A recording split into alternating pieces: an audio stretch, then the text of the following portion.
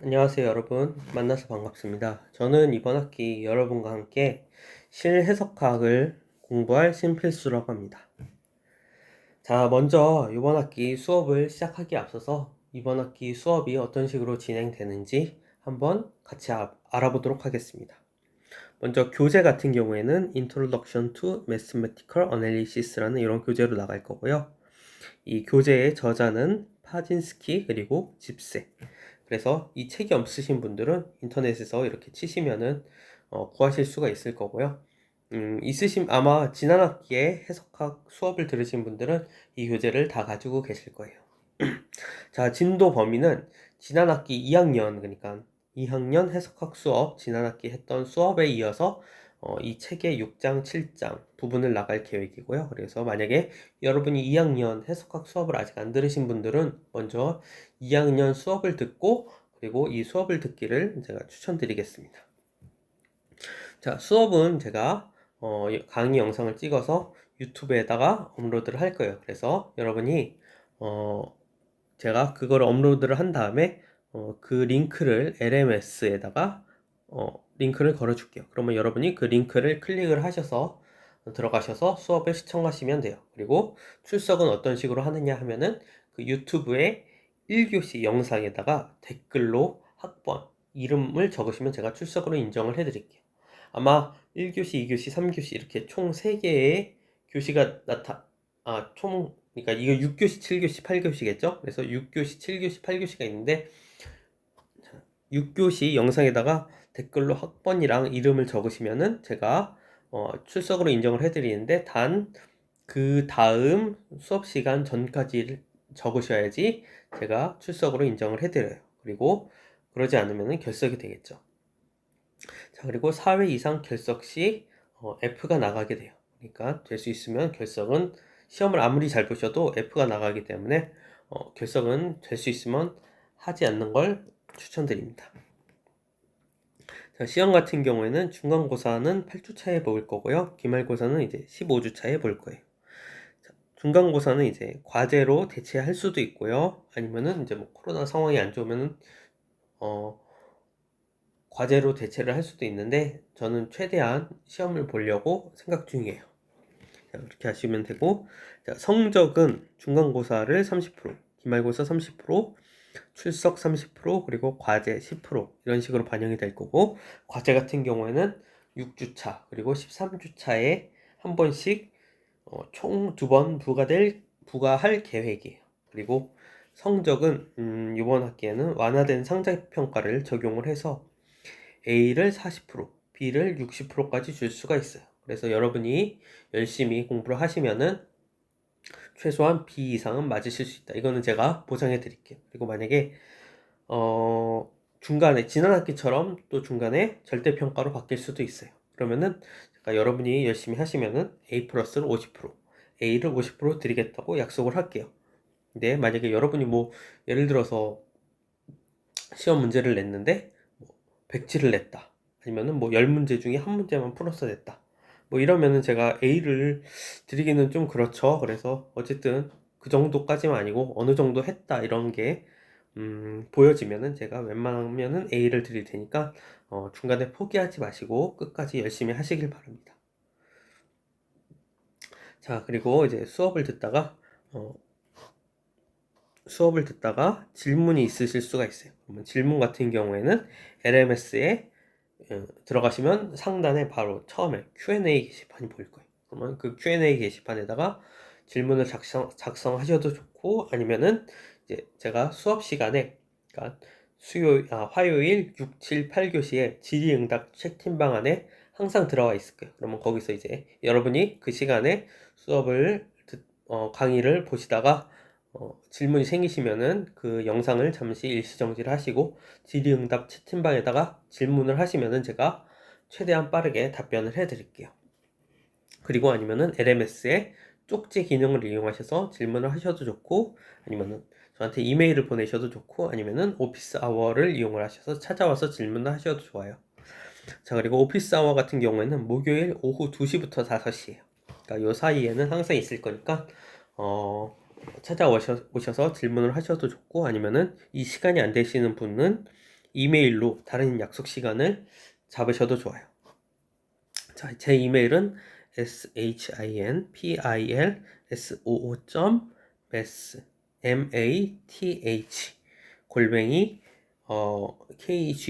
kgu.ac.kr 자, 일로 메일을 보내시면 되고요.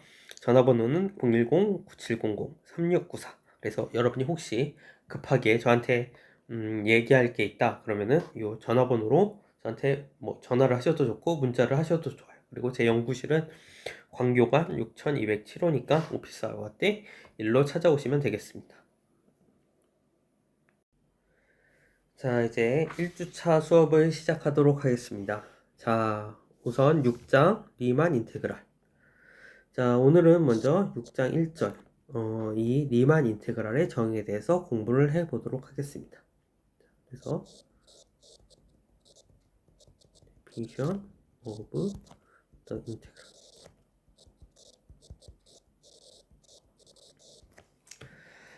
자, 우리가 사실 이 적분이라는 것은 고등학교 때 그 정의를 배우기는 했었어요. 그렇죠? 근데 우리가 고등학교 때 배웠던 정의대로 하면은 함수가 고등학교 때 배웠던 그 좋은 함수, 뭐 2차 함수나 3차 함수 이런 것들에 대해서는 사인 함수 혹은 코사인 함수 이런 것들에 대해서는 적분을 하는데 아무런 문제가 없어요. 근데 뭐 좀 더 복잡한 실해석에서 다루는 뭐 매우 많은 불연속을 갖는 그런 함수라든가 이런 것을 다룰 때는 그 정의대로 계산을 하면은 뭐 여러 가지 문제점이랄까 모순점이 발생을 하게 돼요. 그래서 그러한 모순점들을 이제 해결을 하기 위해서 리만이 어떤 인테그랄의 새로운 정의를 제시를 했어요. 그게 이제 우리가 오늘 배울 리만 인테그랄이고요. 그래서 그 정의를 알아보기 위해서는 몇 가지 세팅들을 필요로 해요. 그래서 세팅이라는 것은 이제 뭐 예를 들어서 몇 가지 노테이션이라든가 정의라든가 이런 것을 얘기하는 거죠. 그래서 세팅을 해보자면은 먼저 첫 번째로 우리가 이제부터 앞으로 이 6장 1절에서 다룰 함수가 무엇이냐. 자, 바로 이런 함수들의 집합을 말해요. 그래서 이 b, a, b라는 것은 무엇이냐면은 셋이에요. 집합인데 무엇들의 집합이냐. 모든 바운디드 펑션들의 집합이에요.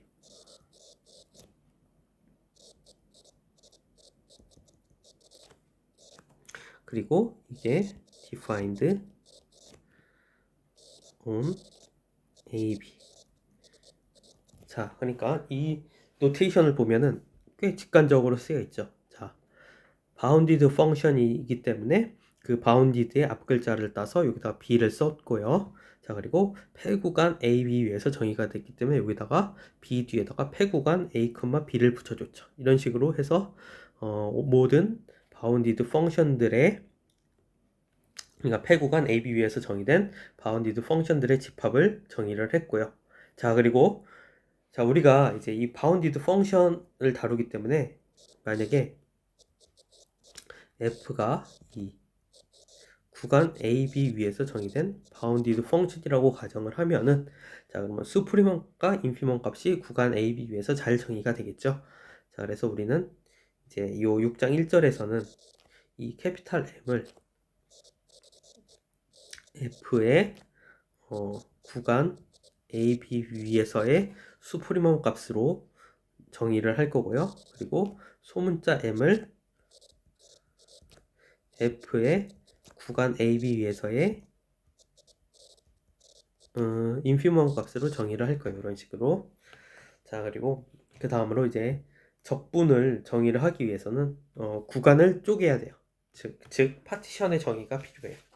자, 그래서 자, 이제 파티션이라는 것은 사실은 쉽게 얘기하자면 이제 구간 A, B를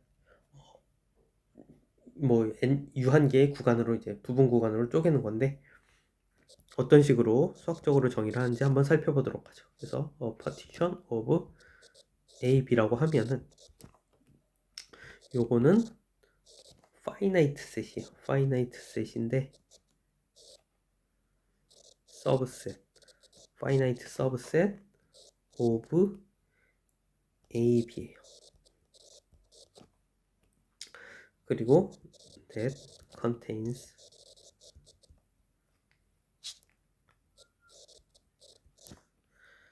the point A, B. 즉, 이 폐구간 AB의 양 끝값을 포함하는 구간 AB의 finite subset, 즉 점들의 집합이 되겠죠. finite 유한계의 점들의 집합이 되겠죠. 자, 그리고 이 파티션은 어떻게 표시를 하냐면, 자, 이 P, 파티션 집합을 P라고 쓰고 그 P 안에 있는 원소를 순서가 중요하기 때문에 순서를 표시를 해서 가장 앞에 가장 왼쪽에는 물론 A가 있겠죠. 가장 작은 값은 구간 AB 안에 포함되는 가장 작은 값은 A이기 때문에 A를 가장 왼쪽에 쓰고 그리고 그것을 이제 X0라고 놓고요. 순서를 표시하기 위해서 X1 이런 식으로 해서 자 X 마지막으로 이런 식으로 하고 그 다음에 이 마지막 점이 바로 B가 되겠죠. 그래서 이 파티션 안에 들어가는 점들, 이 x0부터 xn은 우리가 무엇이라고 부르냐면 point of subdivision. 자, 이렇게 불러요. 자, 그래서 실질적으로 이게 기하학적으로 어떤 의미를 갖는지 생각을 해보면은 자, 우선 실직선이 이렇게 있고 구간 A, B가 이렇게 있다고 가정을 해보죠. 자, 그러면 이 폐구간 A, B를 n개의 부분 구간으로 쪼갠다고 생각을 해봅시다. 자, 하나, 둘 해서 마지막으로 n개 이렇게 그러니까 등 구간이 아니고 아무런 크기를 갖는 임의의 크기를 가지는 n개의 부분 구간으로 쪼갰다고 가정을 해보죠. 그리고 이 부분 구간의 경계값에다가 가장 앞에 있는 것을 x0라고 놓고 x1이라고 놓고 x2라고 놓고 그래서 x에 n-1이라고 놓고 마지막으로 xn이라고 놓으면 자, 요 부분 구간들의 경계값이 바로 정확하게 그러니까 n개의 부분 구간들의 경계값이 바로 P의 파티션이 돼요. 즉 파티션은 구간 AB를 이제 n개의 부분 구간으로 나누었을 때 경계값들의 집합을 의미를 해요. 반대로 그러면은 파티션이 주어져 있을 때, 즉 이렇게 구간 A와 B를 포함하고 그리고 그 사이에 들어있는 점들의 집합을 유한계의 점들의 집합을 이제 생각을 해보면 그 점들을 수직선 위에다 찍으면은 그 점들에 의해서 대응하는 부분 구간이 생기게 되겠죠. 그러니까 실질적으로 이런 식으로 파티션을 A, B를 포함하는 그리고 A와 B 사이에 있는 유한계의 부분 집합으로 정의를 하면 우리는 그에 대응하는 부분 구간들이 발생을 하기 때문에 파티션은 이런 식으로 정의를 한다. 이런 식으로 이해를 하시면 돼요. 자, 그러면 이렇게 파티션에 대해서 우리는 또 그 각각의 부분 구간 안에서의 수프리멈과 인피멈 값을 정의를 할 거예요. 그래서 자, 그래서 for the partition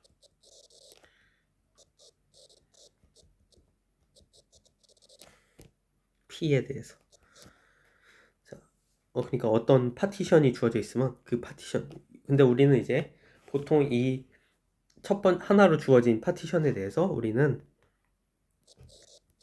MI는 이 파티션 P의 i번째 구간에서의 수프리멈 값으로 정의를 할 거예요.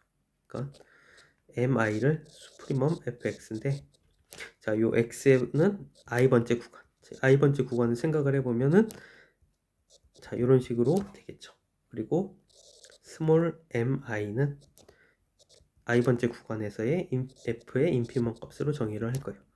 자, 그래서 자, 이 x 값은 xi-1분의 xi. 자, x의 i-1부터 xi에 포함되는 이런 x에 대해서 이거 인피멈 값으로 이렇게 정의를 할 거예요. 물론 요 i는 구간이 n개이기 때문에 i는 1부터 n에 대해서 이런 식으로 정의가 되겠죠. 자, 그 다음에 이제 다섯 번째로는 파티션의 노음에 대해서 정의를 할 거예요. 그래서 norm of P 자, 이렇게 얘기를 하면은 우리는 이것은 무엇을 의미를 하느냐 일단 P의 놓음은 이런 식으로 표시를 하고요. 자, 이것은 정의를 xi-1, 즉 그리고 i는 1부터 n 사이에 있는 값. 자, 그러니까 이게 무슨 이야기냐면은 그 파티션이 있으면은 각각의 n개의 구간이 있죠. 그리고 그 구간의 길이가 있을 거예요. 그렇죠? 그렇죠? 그 n개의 구간의 길이 중에서 가장 큰 길이를 이 p 파티션의 놓음으로써 정의를 해요. 그리고 우리가 요 xi-x의 i-1 요 부분을 좀 더 간단하게 쓰기 위해서 이 델타 xi라는 식으로 표시를 할 거예요. 그러니까 요 표시를 이용을 해주면 max i는 1부터 n 사이에서 델타 xi라고도 이렇게 쓸 수 있겠죠. 자, 요 델타 xi는 xi-x의 i-1 요거를 의미한다는 것을 이제 잘 기억해 두시고요. 왜냐하면 요거를 까먹으면은 요 다음부터 노테이션이 헷갈릴 수가 있어요. 자, 그래서 노음까지 이제 정의를 했고, 그 다음에 이제 어퍼썸에 대해서 정의를 할 거예요. 자, 이제 사실 이 어퍼썸이라는 것은 그냥 이 어퍼썸은 아까 전에 수프리멈이나 인피멈처럼 함수가 주어져 있고 그 구간이 주어져 있을 때 정의가 돼요. 그래서 어퍼썸은 정확하게 쓰자면 어퍼썸 오브 f for p 파티션 p라고 써야 돼요. 그래서 이 어퍼썸 오브 f for p는 어떤 식으로 표시를 하냐면 어퍼썸이니까 u로 쓰고요. 그 다음에 순서가 fp 순서가 아니고 pf 즉 파티션 먼저 쓰고 그 다음에 함수 이런 식으로 써요. 자, 그러면 이것은 무엇을 의미하느냐? 이것은 시그마 i는 1부터 n까지. 자, 요 n은 파티션에 있는 파티션에 의해서 생성되는 부분 구간의 개수가 되겠죠. n까지. 그리고 이 부분 구간에서 각각의 구간의 최대값 그리고 곱하기 델타 xi. 자, 이런 식으로 정의를 해요. 자, 그래서 요걸 이제 그림으로서 이제 표현을 그려보면은, 자, 예를 들어서, 자, 이제 함수가 이런 식으로 주어져 있다고 가정을 해보죠. 그리고, 자, 여기 구간은 A부터 B까지. 그리고 여기가, 물론 A는 X0가 되겠죠. 그리고 파티션에 의하면은 여기 다음에 X1, X2 이런 식으로 있겠죠. 물론 요거 지금 등구간처럼 그리긴 했지만 등구간은 아니에요. 자, 그러면은 요 M1, 자, 요것은 이제 M1 델타 X1 그리고 더하기 M2 델타 X2. 자, 이런 식으로 다 더해 나가는 건데, 그러면 M1 델타 X1이 무엇을 의미하는지 한번 생각을 해보죠. 자, 그러면은 자, 요 부분에 요 X1 마이너스 X0가 바로 델타 X1이에요. 그렇죠? 그러니까 요 길이가 바로 델타 X1이 돼요. 자, 그리고 M1이라는 것은 무엇이냐? 자, 이 구간 x0부터 x1 요 구간에서 이 함수 f의 최대값이에요. 수프리멈 값이에요. 수프리멈 값이기 때문에 요 그래프상에서는 요게 바로 최대값이 되겠죠. 요게. 그래서 실질적으로 m1 델타 x1이라는 것은 무엇이냐면은 자, 요 부분의 넓이를 의미를 해요. 자, 요 부분의 넓이를 의미를 해요. 자, 그리고 m2 델타 x2는 마찬가지로 자, 수프리մ 값에다가 이런 식으로 해서 자, 이 부분의 넓이를 의미를 해요. 자, 그래서 이런 식으로 어퍼썸이라는 것은 무엇이냐면 결국은 자, 이런 식으로 그 각각의 구간에서 수프리մ 값에다가 그러니까 결국은 이 함수 f를 포함을 하는 함수의 이 밑면의 면적을 포함을 하는 어떤 사각형들의 합이 되겠죠. 자, 아무튼 그래서 이게 사실은 여러분들이 고등학교 때 배웠던 이제 그 정의랑 상당히 비슷하다는 것을 확인을 하실 수가 있는데, 차이는 뭐냐면은 고등학교 때는 이게 밑에를 이제 다 등구간으로 쪼갰다면은 지금은 이제 이 구간의 크기가 임의의 사이즈라는 거, 그 차이가 있어요. 자, 그래서 어퍼썸은 이런 식으로 정의를 하시면 되고요. 그 다음에 그러면 로어썸도 비슷하게 정의를 할 수가 있어요. 자, 그래서 그 다음은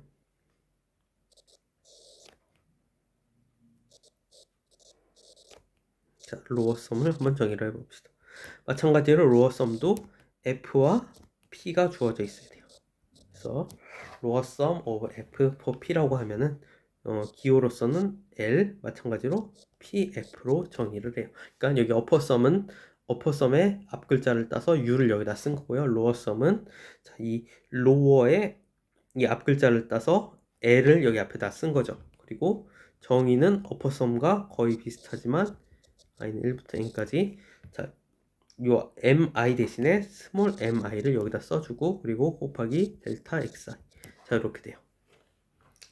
자 그리고 아무튼 자 그리고 이 로어썸 같은 경우에서는 이제 이 그림에서 보면은 이 앞에 어퍼썸에서는 이 위쪽 수포리먼 값이었지만 여기 이번에는 요 각각의 구간에서 인피먼 값을 취해야 되겠죠. 자, 그래서 이렇게 취해가지고 로어썸이 의미하는 기하학적인 부분은 여기 요 밑에 부분의 면적들이에요. 이 면적들의 합을 의미를 해요. 물론 이 뒤에도 쭉 나타나는데 제가 지금 얘기를 안 한 거죠. 자, 그래서 우선 그래서 이제 예를 들어서 P와 F가 결정이 되면 그에 대응하는 어퍼썸과 로어썸이 이제 결정이 되겠죠. 자, 그리고 우리가 이 그림에서 알 수 있듯이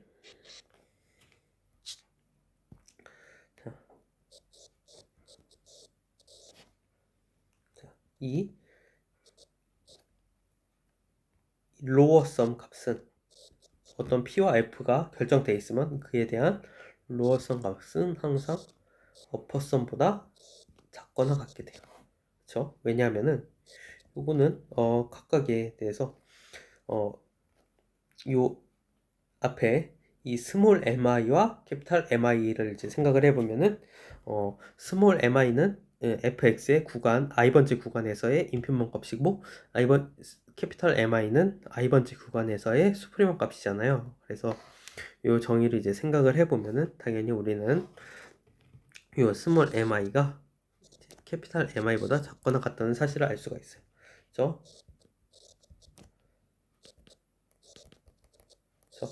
자, 그러면은 이제 이 로어썸과 어퍼썸의 정의에다가 요 스몰 mi가 캐피탈 mi보다 작거나 같다는 사실을 적용을 해서 확인을 해 보시면은 여러분이 당연히 이 같은 파티션 P와 어떤 같은 함수 F에 대해서는 로어썸의 값이 항상 어퍼썸의 값보다 작거나 같을 수밖에 없다는 사실을 확인을 해 보실 수가 있어요. 자, 그 다음에 8번째.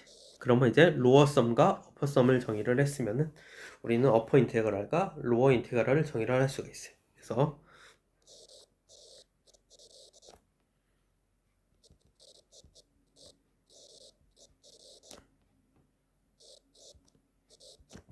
자, 어퍼 인테그랄 오브 f on ab.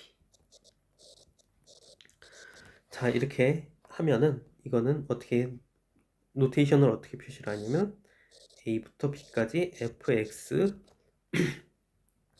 dx. 자, 이렇게 쓰면 우리가 그냥 인테그랄이죠. f의 인테그랄인데 어퍼 인테그랄을 표시해 주기 위해서 이 인테그랄 기호 위에다가 발을 하나 취해줘요. 위에다가 취해줘요.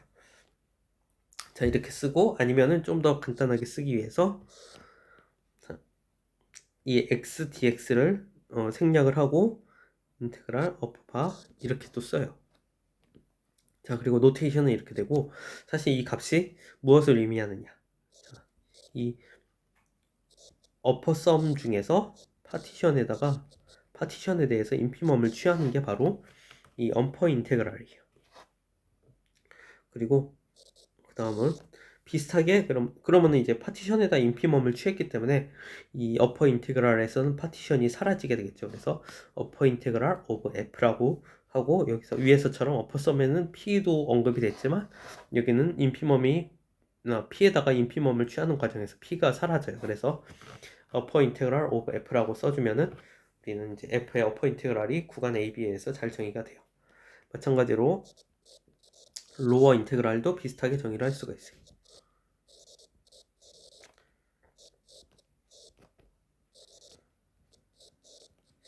자, 로어 인테그랄은 마찬가지로 a부터 b까지 fx dx. 자, 여기다가 인테그랄 기호의 밑에다가 바를 취해줘요. 그러면 이게 바로 f의 로어 인테그랄이에요.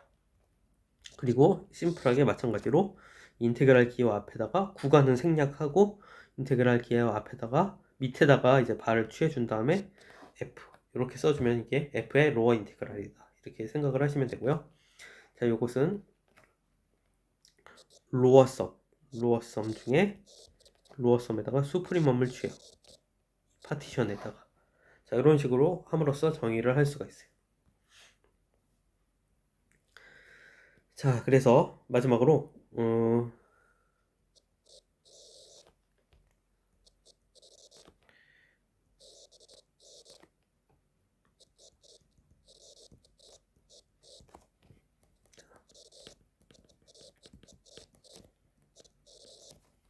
자, 구간 AB의 엔드 포인트라는 것은 엔드 포인트를 뭐라고 부르냐면 the limit of integration이라고 불러요.